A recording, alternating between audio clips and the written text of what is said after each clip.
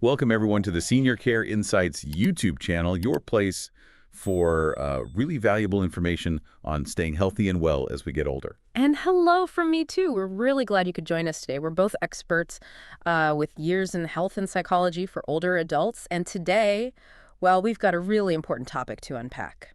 That's right. We're doing a deep dive today into something absolute fundamental for healthy aging. We're talking about the incredible power of protein in our diets, especially as we age. It's definitely a topic where some common ideas might not be quite right. Absolutely. Yeah, there's this sort of misconception floating around that maybe protein becomes less important as you get older, perhaps because, activity levels might drop off a bit. Right. But the truth, and this is what we'll explore, is often the complete opposite. Protein needs can stay the same or even increase. Okay, fascinating. So let's jump right in then. Why exactly is protein such a non-negotiable for older adults? Well, think of protein like the fundamental building blocks for pretty much everything in the body. We're talking organs, muscles, skin, Mm-hmm. even the hormones that, regulate so many bodily functions. And as we age, our bodies are constantly working to maintain and repair all these tissues. This repair job becomes even more vital, actually, when we're recovering from maybe an illness or an injury. Ah, right. Protein is absolutely the key ingredient for that whole recovery process. So it's less about maybe slowing down needs Yeah. and more about giving the body what it needs to stay strong and bounce back effectively. Precisely. And it's not just the physical structures either. Protein plays a really vital role in our immune system. Hmm. Now, as we get older, it's natural for our immune response to become, let's say, a little less efficient sometimes. Getting enough protein is crucial because it provides the raw materials needed to produce healthy immune cells, Right. the ones that fight off infections effectively. So you can almost think of it as like the fuel for our immune defenses. That's a great way to put it, yeah. Fuel for the immune system. It's like that foundational support for just staying well. Okay. And even more, basically, protein is essential for all those biochemical reactions that drive our metabolism. The countless tiny processes inside our cells that keep us alive and functioning. Right. If we don't get enough protein, it can really start to disrupt those vital processes. It sounds like a deficiency could have these really far-reaching effects that maybe we wouldn't immediately link back to, just our diet. It certainly can. For example, some research from the UK showed that quite a significant number of people over 65 weren't getting enough protein, and often this was alongside just not getting enough calories overall. Ah, okay. So it's linked to overall intake too. Yeah, it suggests that making sure people eat enough food generally might be just as critical as focusing only on protein. And then there was the Irish longitudinal study on aging tilde that found, well, a concerning percentage, maybe around 10%, of older adults were at risk of malnutrition. And that, not surprisingly, is linked to poorer health outcomes right across the board. Wow, that really highlights how big an issue this can be. Now, one thing I hear about a lot with aging is muscle loss. How does protein fit into that picture? That's a critical point, yeah. Reduced protein intake is a major, major contributor to age-related muscle loss, the condition we call sarcopenia. Sarcopenia, right. And this isn't just about feeling, a little bit weaker. Losing that muscle mass directly increases the risk of falls and fractures. Which can be devastating. Absolutely devastating. Falls can have such a profound impact on an older person's independence, their confidence, their overall quality of life. So maintaining muscle strength is just so important for stability and, well, preventing those kinds of incidents. Yeah, falls are such a major concern for so many older adults and, their families too. It's really eye-opening to see that direct link to something potentially as simple as protein intake. Now, why? Why might older adults not be getting enough protein? What are some of the barriers? Well, there can be several factors coming into play. Sometimes it is linked to reduced activity levels, which might mistakenly lead someone to think, oh, I don't need as much food overall. Right, makes sense. Underlying health conditions, maybe multiple conditions, can also play a role. They might affect appetite or even how well the body absorbs nutrients. And for some, it's simply a case of just, well, eating less food overall for various reasons. And I can imagine practical things too, like maybe dental problems. If it's hard to chew tougher foods like meat, that could be a real barrier for some people. Oh, absolutely. Dental issues that make chewing uncomfortable or painful can definitely lead people to avoid certain protein-rich foods. But, and this is really crucial, even if someone is eating less food overall, their actual need for protein doesn't necessarily go down. That's a key point. In fact, in some situations, the need might actually increase slightly. It helped preserve that precious muscle mass we were talking about. That's such an important message to get across. Yeah. Okay, so given all of this, what should older adults be aiming for? What does the ideal daily protein intake look like? Generally speaking, the target we often talk about is somewhere around 60 to 70 grams of protein per day for older adults. 60 to 70 grams. Okay. And there's some evidence suggesting it's particularly beneficial if around, say, 30% of that total comes from animal sources. Animal proteins tend to be more readily absorbed and usually contain that full profile of essential amino acids. Right, the complete proteins. Yeah. So 60, 70 grams daily with a good chunk from animal sources. How does that compare to the general recommendations for, say, younger adults? Well, the standard recommended daily intake, the RDI, which is just a general guideline, is typically around 46 grams for women and 56 grams for men. But when we focus specifically on older adults, there's a growing body of evidence suggesting that intakes slightly higher than those general guidelines can actually be more beneficial. Ah, interesting. Yeah, helping to maintain muscle mass, supporting bone health, just promoting overall vitality. Some experts even suggest aiming for a bit more than the commonly cited zero point 0.8 grams of protein per kilogram of body weight as we age. So it really is about being more intentional about protein later in life. Maybe needing a little bit more than we might have thought, or than we needed when we were younger. Exactly. And another interesting point is it might not just be about the total amount you get in a day. Oh. Yeah, how you distribute that intake seems to matter too. Some emerging research suggests that spreading your protein intake fairly evenly throughout the day, like aiming for maybe 20 to 30 grams of good quality protein at each meal. Okay, breakfast, lunch, and dinner. Right. That might actually be more effective for stimulating muscle protein synthesis than, say, getting most of your protein in just one or two big meals. That makes intuitive sense, doesn't it? Giving your body those building blocks consistently. Okay, now for the fun part, where can older adults actually find these good sources of protein? Let's talk food. Yes. And the good news is there's a huge variety of options, both from animal and plant-based foods. A balanced diet ideally includes, a mix of both. Okay. So starting with animal sources, these are often those complete proteins we mentioned, containing all the essential amino acids our bodies can't make themselves.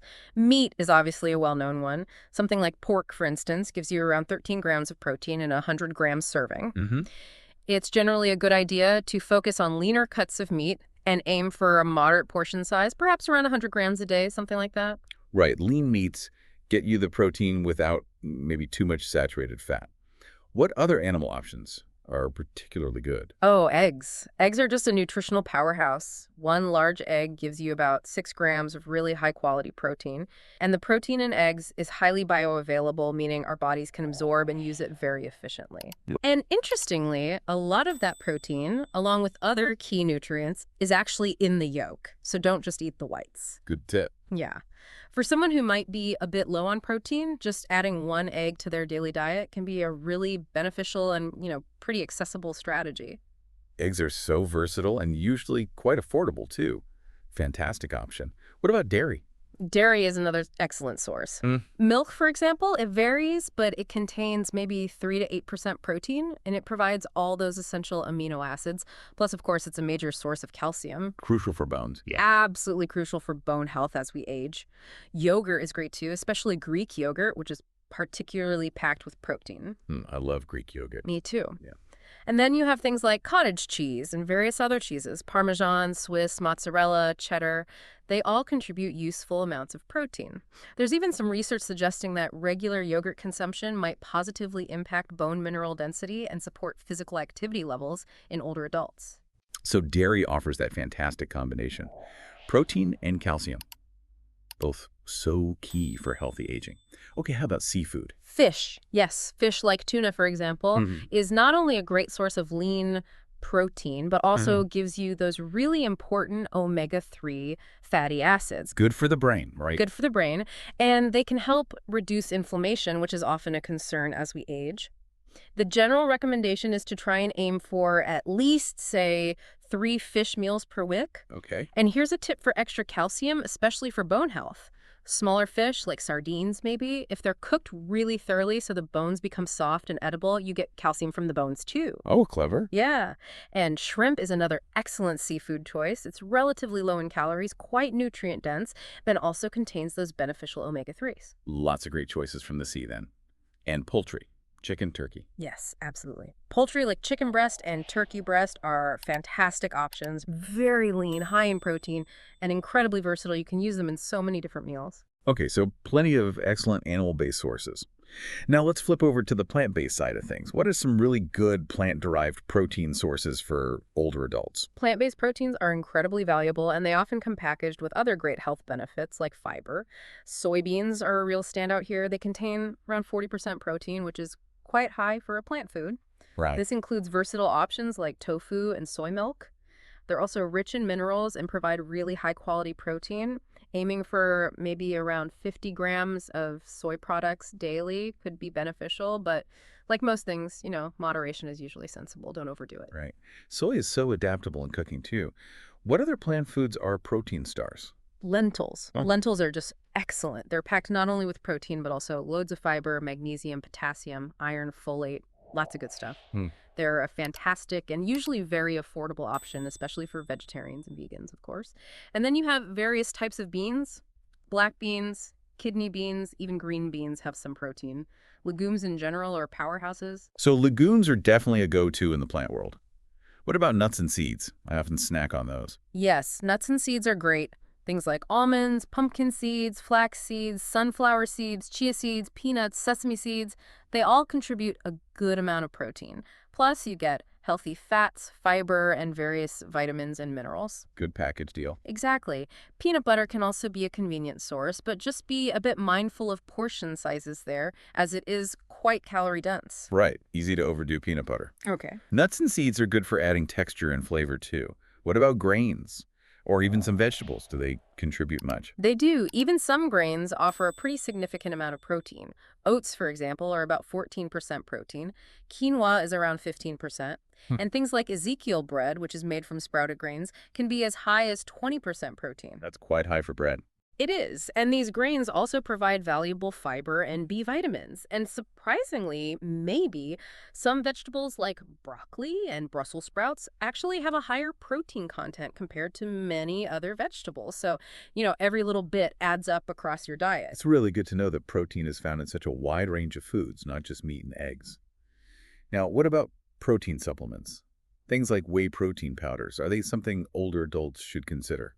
That's a common question. Whey protein supplements can be a convenient way to boost protein intake, maybe particularly after exercise, or perhaps if someone finds it genuinely difficult to meet their protein needs through whole foods alone. Okay. Whey protein, which comes from dairy, is a high-quality protein, and it can certainly support muscle building and maybe even help with weight management.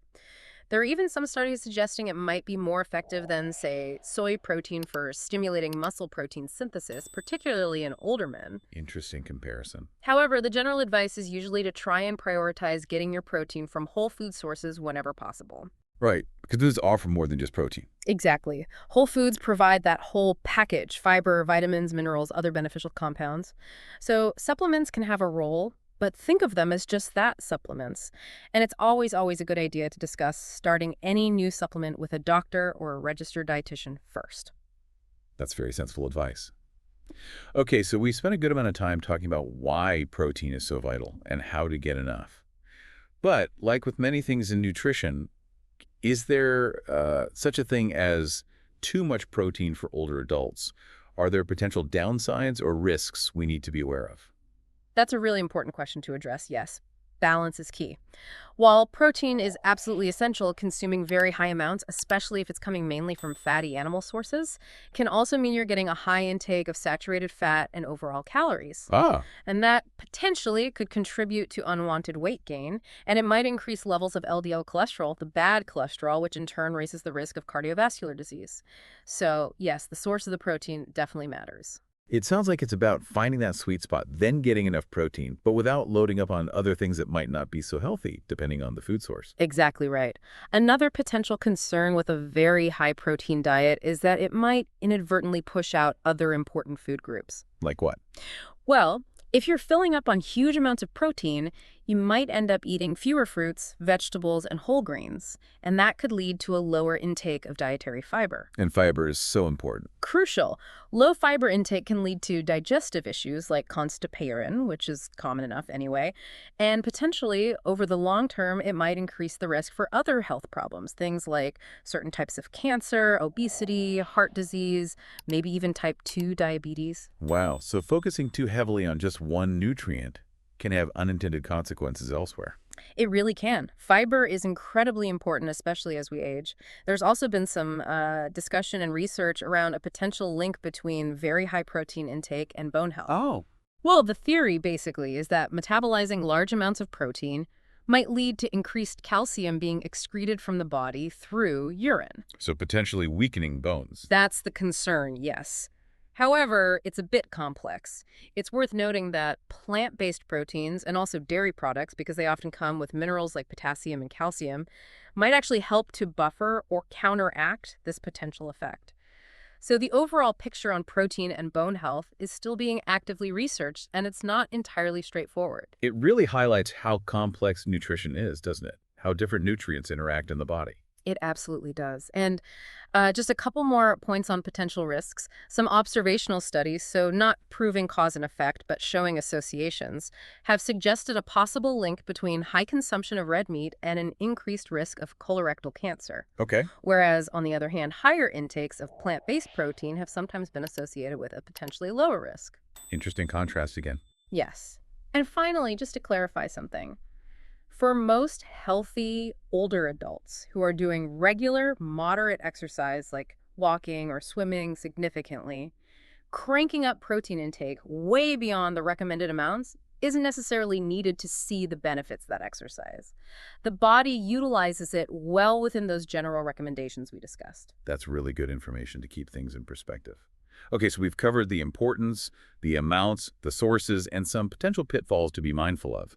Now, let's try to bring it all together with some really practical, actionable dietary tips for our older viewers. What steps can they actually take? Certainly. Okay, some practical tips. One helpful approach can be to try dividing meals into smaller, more frequent portions throughout the day. Instead of maybe just 2 or 3 large meals, try 4 or 5 smaller ones. That can sometimes help with appetite too, right? Exactly, less overwhelming. And creating a relaxed, pleasant eating environment can also make a difference. Rushing meals isn't great for digestion. It's also really beneficial to make a conscious effort to chew food slowly and thoroughly. It sounds simple, but it really helps the digestive process get started properly. Mindful eating, basically. Letting Lots. your body register the food and digest it well. Precisely. We should also strongly encourage folks to incorporate a wide variety of plant-based foods every day. Lots of colorful vegetables, fruits, legumes like lentils and beans, nuts and seeds. The rainbow on your plate. That's the idea. Alongside that, aim for a moderate intake of fish, maybe a few times a week, and perhaps try to limit the consumption of red meat. And think about cooking methods, too. Opting for gentler approaches like steaming, boiling, or stewing is often better than heavy frying or grilling at high temperatures.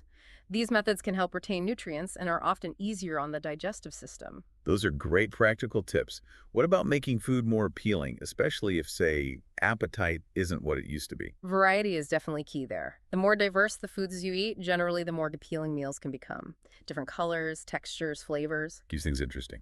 Exactly. And for individuals who might have those dental issues we mentioned, or perhaps some difficulty swallowing, preparing foods so they are soft, cut into small pieces, and cooked really well is absolutely essential for safety and enjoyment. Makes sense. And generally, it's advisable to try and avoid overeating, particularly in the evening. Eating huge meals late at night can disrupt sleep, and incorporating just some light movement, like a gentle walk after meals, can actually aid digestion and overall well-being.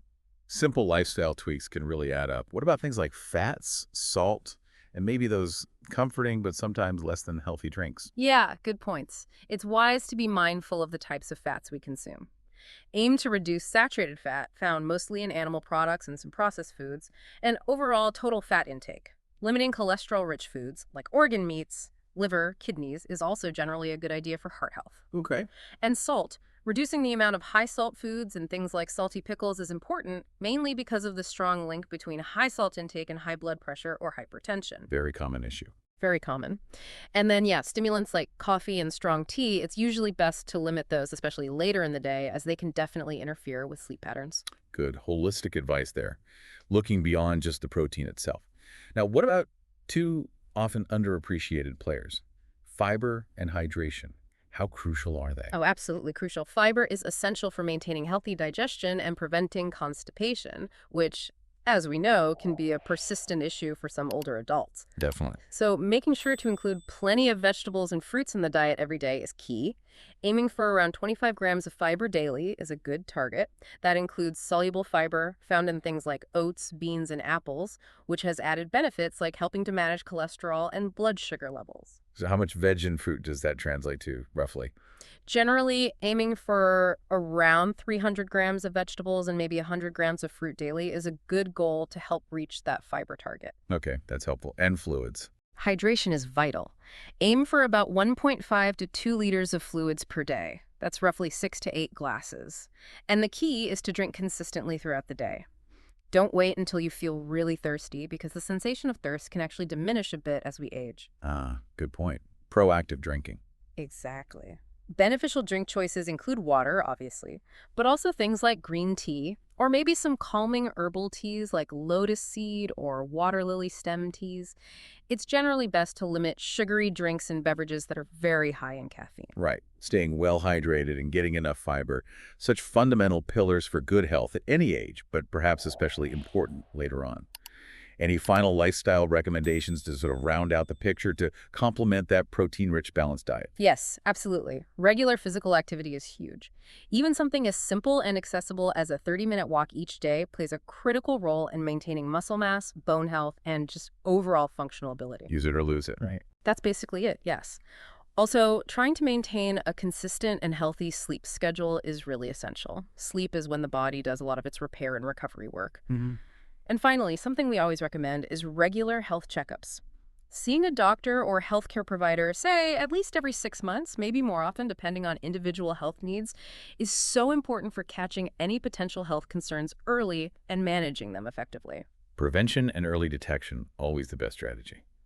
Well, this has been such a comprehensive and, I think, really insightful deep dive into the vital role of protein for our senior viewers. To kind of bring our discussion to a close now, what would you say is the single most important message you'd like everyone listening to take away today?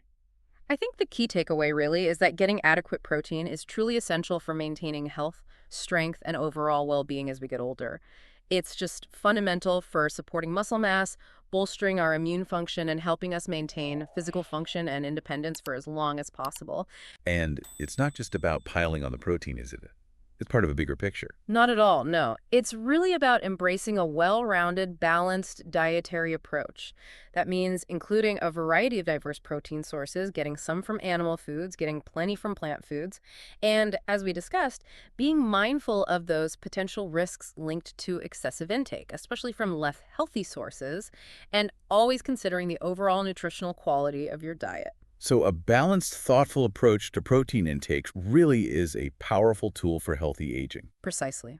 Couldn't have said it better. Well, that brings us towards the end of our really informative discussion today. Thank you so much for sharing all your expertise on this.